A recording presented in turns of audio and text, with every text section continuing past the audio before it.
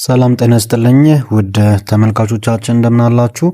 እንኳን ወደዚህ ቪዲዮ በሰላም መጣችሁ እያልን የዘንድሮ የክረምት የዝውውር መስኮት ገና ሳይከፈት እንግዲህ ከተከፈተ ጥቂት ቀናት ነው የተቆጠሩትና በእነዚህም እንግዲህ ብዙ መረጃዎች እየወጡ ይገኛሉ። አውሮፓ እየተናወጠች ነው። ዛሬ እጅግ በጣም ጥልቅና በርካታ ሚስጥራዊ የሆኑ ስፖርት መረጃዎችን ይዘንላችሁ ቀርበናል። ዛሬ በሰፊም እንዳስሳቸው መረጃዎችን ስንመለከት ካናዳ በዓለም ዋንጫ የሰራችው ተአምር ምን ይመስላል? በቼልሲና በሰንደርላንድ መካከል የተቀሰቀሰውና ክብርን የሚነካ ነው የተባለው የግራኒት ዣካ 8 ሚሊዮን ዩሮ የዝውውር ጥያቄ እስከየት ደርሷል የሚለው እናወራለን። አትሌቲኮ ማድሪድ በዩሊያን አልቫሬዝ ላይ ወሰነው ያልተጠበቀ ውሳኔውን ቀይሯል። ታዲያ አርሰናልስ እንዴት ወደ ድርድር ሊገባ ይችላል እየተባለ ይገኛል። እንዲሁም የክርስቲያኖ ሮናልዶና የወጣቱ ሮድሪጎ የግማሽ ዓመት የጉዳት ስሜትና ሚስጥራዊ ንግግር አለ። እነዚህን ሁሉ በዝርዝር እንመረምራለን። እስከ ፍጻሜው ድረስ አብራችሁን ቆዩ። ላይክ ማድረጋችሁን እንዳረሱ፣ ሰብስክራይብ እያደረጋችሁ ቤተሰብ ሆኑ እያለን ወደ መጀመሪያው መረጃችን እናልፋለን። የምንጀምረው ከዓለም ዋንጫው መድረክ ነው። ይህ ውድድር ሁልጊዜም አዳዲስና ታሪኮችንና ታምራትን ይዞልን ይመጣል። አዘጋጇ ሀገር ካናዳ በትላንትናው ዕለት መላው ዓለምን ያስደመመና በሀገሪቱ እግር ኳስ ታሪክ ውስጥ ትልቅ ምዕራፍ የከፈተ ድል አስመዝግባለች። ደቡብ አፍሪካን ገጥማ 1-0 በሆነ ጠባብ ውጤት በማሸነፍ በታሪካቸው ለመጀመሪያ ጊዜ ወደ 16 ውስጥ መግባታቸውን አረጋግጧል። ጨዋታውን በጥልቀት ስንመለከተው ደቡብ አፍሪካዎች እጅግ ጠንካራ የሆነ የመከላከል መስመር ይዘው በመግባት የካናዳን አጥቂዎች ሙሉ በሙሉ አቁመው ማቆየት ችለው ነበረ። ጨዋታው 0-0 ተጠናቆ ወደ መደበኛው ሰዓት ማብቂያ ሲቃረብ በደጋፊዎች ዘንድ ከፍተኛ ጭንቀት ነበር። ነገር ግን በጭማሪ ደቂቃ ላይ የቡድኑ ሞተር የሆነው ድንቅ ተጫዋች ኤስታኪዮ ያገኘውን ወርቃማ አጋጣሚ ተጠቅሞ ኳስና መረብን አገናኘ። ይቺ ጎል ታዲያ ለካናዳ ተራ የተባለች ጎል አይደለችም። በታሪካቸው እንግዲህ የዓለም ዋንጫ የጥሎ ማለፍ ደረጃን እንዲያረጋግጡ ያደረገች ታሪካዊ ጎል ነች። አሁን ላይ ካናዳ በቀጣዩ ዙር የሞሮኮን እና የኔዘርላንድ አሸናፊን የምትገጥም ይሆናል። ይህ ማለት ለካናዳ ቀጣዩ ፈተና እጅግ ከባድ እንደሚሆን ጥርጥር የለውም። ፈተናዎቿ ከዚህም ይባስ እየከበዱ እንደሚሄዱ ነው እየተመለከትን ያለ ነው። ወደ ሌላኛው መረጃችን ስናመራ ወደ ዝውውር መረጃችን በቀጥታ እንግባ። ታማኙና ተደማጩ ጋዜጠኛ ዴቪድ ኦርንስቴን ከበርካታ ጊዜያት ዝምታ በኋላ በሰፊው ሀሳቡን የሰጠበት መረጃን ተመለከትን። እጅግ አስገራሚ ሰበር መረጃንም ይዞ መጥቷል። የአርቢ ሌይፕዚጉ ድንቅ አጥቂ ዲያሞንዴ በዚህ ክረምት ክለቡን የሚለቅ ከሆነ ወደ ሌላ ቦታ ሳይሆን ቀጣዩ መዳረሻው ፈረንሳዩ ኃያል ክለብ ፒኤስጂ እንዲሆን በራሱ መርጧል ሲል ዘግቦታል። ይህ ዝውውር ለምን ትልቅ ትኩረት አገኘ የሚለውን ስንመለከት ዲያሞንዴ በናስር አልከሊፋ እና በስፖርት ዳይሬክተሩ ሌዝ ካምፖስ በሚመራው አዲሱ የፒኤስጂ ፕሮጀክት ላይ ሙሉ እምነት እንደተጣለበት ተመልክቷል። ፒኤስጂ አሁን ላይ ስሙን ብቻ ሳይሆን ወጣትና ታላላቅ ተሰጥኦ ያላቸውን ተጫዋቾች በመሰብሰብ አዲስ ታሪክ ለመስራት እየተንቀሳቀሰ ነው። ተጫዋቹ ከሉዊስ ኤንሪኬ ጋር የመስራትም ጉጉት እንዳለው ተነግሯል። ከዚህ ባለፈ ግን ዲያሞንዴ ህልም በጣም ትልቅ ነው። በፒኤስጂ ቤት በየዓመቱ የሀገር ውስጥ ዋንጫዎችንና የአውሮፓ ሻምፒየንስ ሊግን ማንሳት ብቻ ሳይሆን የግል ክብሩንም እስከ ጥግ በማድረስ ባላንዲዮርን የመጨበጥ የማሳካት ትልቅ ፍላጎት እንዳለው ተነግሯል። ይህ ህልም በፓሪስ ይሳካለታል ወይስ አይሳካለትም? የክረምቱ ሂደትም የሚያሳየን ይሆናል። ወደ እንግሊዝ ፕሪሚየር ሊግ እንምጣና እንግዲህ የእግር ኳስ ድራማ እየተመለከት እንገኛለን። በተለይ ቼልሲ የሚባል ክለብ እያለ ድራማ አታጡም በዝውውር መስኮቱ።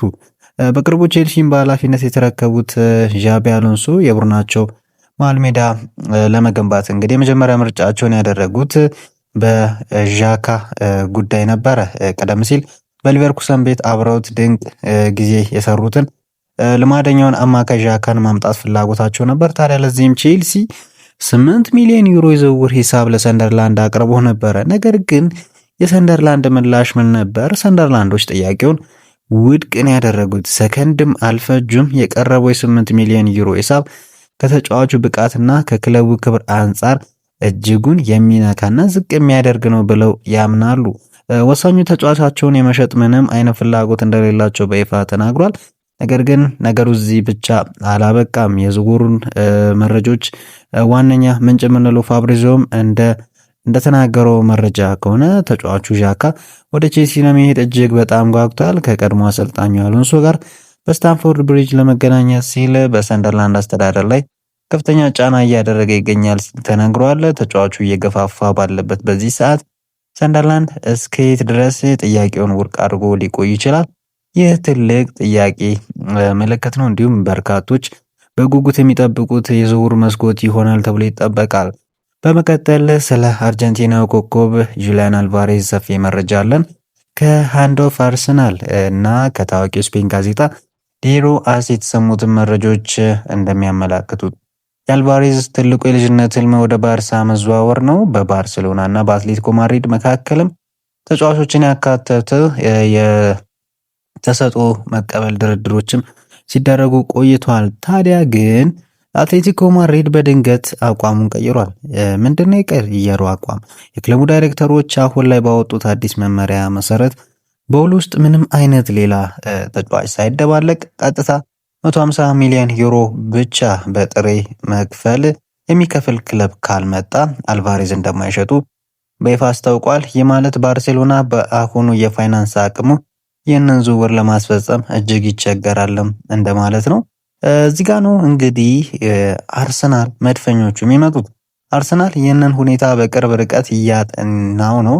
ምንም እንኳን ዝውውሩ ከባድ ቢሆንም ከዚህ በፊት ቪክተር ዮኬሬሽን በተጫዋች ቀየር ማስፈረም በመቀየር ጁሊያን አልቫሬዝን እንደሚያገኙ መረጃዎች ሲወጡ ነበር 60 ሚሊዮን ዩሮችን ያክል ጨምሮ። ነገር ግን አሁን ላይ ያሃ የለም። አርሰናል በዚህ የዝውውር ሂደት ውስጥ ጥቂት እድል ወይም ደግሞ አነስተኛ እድል እንኳን ቢያገኝ ሁኔታውን በጥልቀት ለመፈተሽ እና ወደ ድርድር ለመግባት ዝግጁ መሆኑ እየተዘገበ ይገኛል እና ለአርሰናል ምናልባት ጥሩ መረጃ ነው ብዬ ነው ማስበው። ምክንያቱም ካገኛቸው ገቢዎች አንጻር በዚህ መልኩ ይህንን ተጫዋች ለማግኘት መጣሩና ምናልባትም በብር ሲሆን እየተደራደርክም ሂሳቡን ማስቀነስ ትችላለህ እና በዚህ መልኩ አርሰናል ሊጠቀም ይችላል። ግን ደግሞ በርካታ ቦታዎችን መሸፈን ይፈልጋሉ በዝውውር ሂደቱ ላይ እና በዚህ ምክንያት ጁሊያን አልቫሬዝንም ብቻ አስፈርመው መቀመጥ አይችሉም። ስለዚህ ትንሽ ጥያቄ ምልክት የሚያስነሳ የዝውውር ሂደት ነው።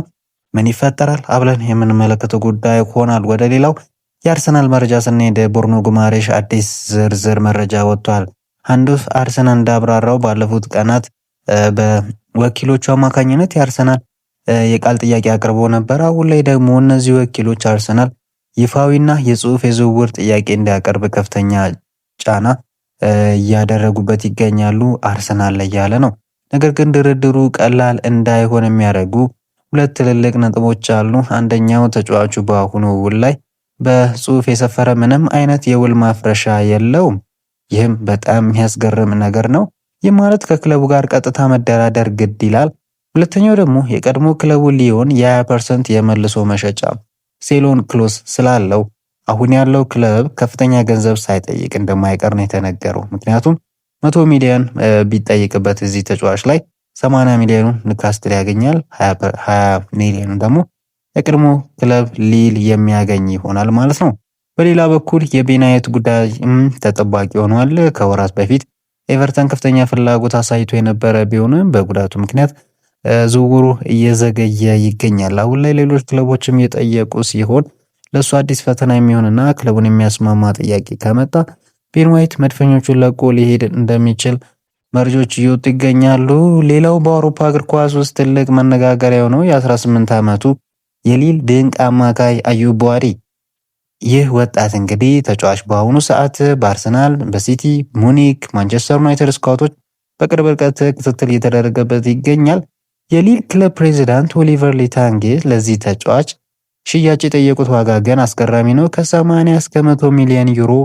በተጨማሪም ክለቡ ተጫዋቹን ቢሸጥ እንኳን ለአንድ ዓመት በውሰት ውል እዚያው ሊል እንዲቆይ ይፈልጋል እየተባለ ነው። ተጫዋቹ የፒኤስጂን ፕሮጀክት ቢያደንቅም ፒኤስጂ ግን በአሁኑ ሰዓት አዲስ አማካኝ የማስፈረም እቅድ እንደሌላቸው እየተመለከት እንገኛለን። ምክንያቱም የሞናኮ ተጫዋች አስፈርመዋል እና በእርግጥ ነው ሊካንጊን ከክለቡ የመውጣት አዝማሚያ ላይ ቢሆንም ሌላ ተጨማሪ አማካኝ ማስፈረም አይፈልጉም እና በዚህ መሰረት አዩብ ቡዋሪ 100 ሚሊዮን ዩሮዎችን አስፈረም ከፍሎ ይህንን ተጫዋች የሚያስፈርም ክለብ ማን ነው? አርሰናል አይመስለኝም። ምክንያቱም ገና የ18 ዓመት ወጣት ተጫዋች ነው። በቅጡ እንኳን መፈተን ያልቻለ ተጫዋች ነው።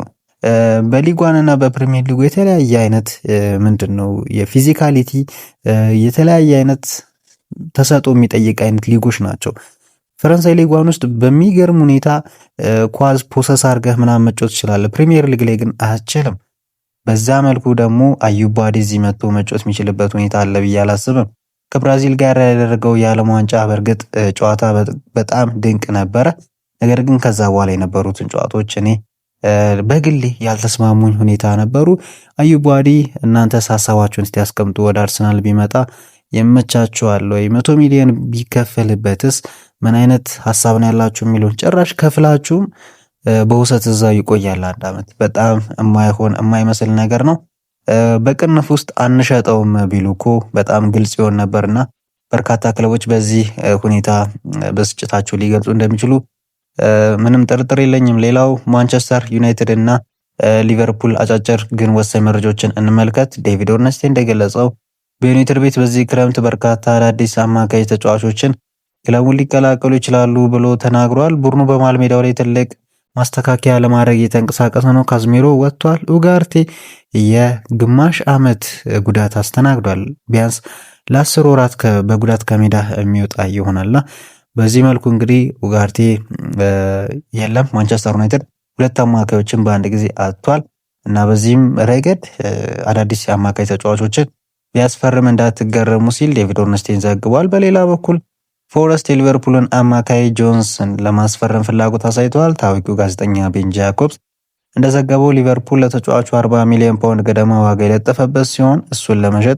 ምንም አይነት ግፊት ውስጥ አይደሉም። የጠየቁት ዋጋ ካልቀረበ ጆንስ በአንፊልድ እንደሚቆይ ተረጋግጧል። የዛሬው መረጃችን የምናጠቃልለው የትላንት ምሽት በክርስቲያኖ ሮናልዶ እና በሮድሪጎ መካከል በተደረገ እጅግ ማራኪና ልብ የሚነካ ውይይት ነው። ሮድሪጎ ለ6 ወራት ያህል ከሜዳ ያራቀውን ከባድ ጉዳት አስመልክቶ ለሮናልዶ ሲያወያየው ጉዳቱ ቀድሞውኑ 6 ወር ሆኖታል በማለት ቅሬታውን ነግሮታል። ለሮናልዶም እንደ ታላቅ ወንድም በጥልቅ ስሜት የተሻለ ስሜት ይሰማሃል፣ አሁንስ እንዴት ነህ ሲል ጠይቆት ነበር። ሮድሪጎም ሲመልስ አዎ ትንሽ የሚያናድድና የሚያሰለች ነው፣ ግን ደግሞ ሁሉም ነገር ሰላም ነው ሲል ነው የመለሰለት። በሜዳ ላይ ሆነ ከሜዳ ውጪ መሪነቱን የሚያሳየው ክርስቲያኖ ሮናልዶ ለወጣቱ ኮከብ ትልቅ ምክር ሰጥቶታል። ታጋሽ መሆን አለብህ፣ ሁሉም ነገር መልካም ይሆናል፣ መልካም እድል ወንድሜ በማለት አበረታቱታል። ይህ ንግግር የሮናልዶን ታላቅነት በድጋሚ ያሳየ ክስተት እየሆነ ይገኛል። የዛሬው ጥልቅ መረጃዎቻችን እነዚህን ይመስሉ ነበር። እናንተ ስለ ዣካ ወደ ቼልሲ የመጓዝ ፍላጎት ምን ታስባላችሁ? ሰንደርላንድ 8 ሚሊዮን ዩሮ ተንቋል ማለቱ ልክ ነው ወይ? እንዲሁም ደግሞ አርሰናል 150 ሚሊዮን ዩሮ አውጥቶ አልቫሬዝን ማስፈረም አለበት? ሀሳባችሁን ኮሜንት ላይ አስፍሩልን። ቪዲዮ ላይክ ማድረግ እንዳረሱ። ለቻናላችን አዲስ ከሆናችሁ ሰብስክራይብ እያደረጋችሁ ቤተሰቡ ነው። በቀጣይ እስከምንገናኝ ድረስ ቻው።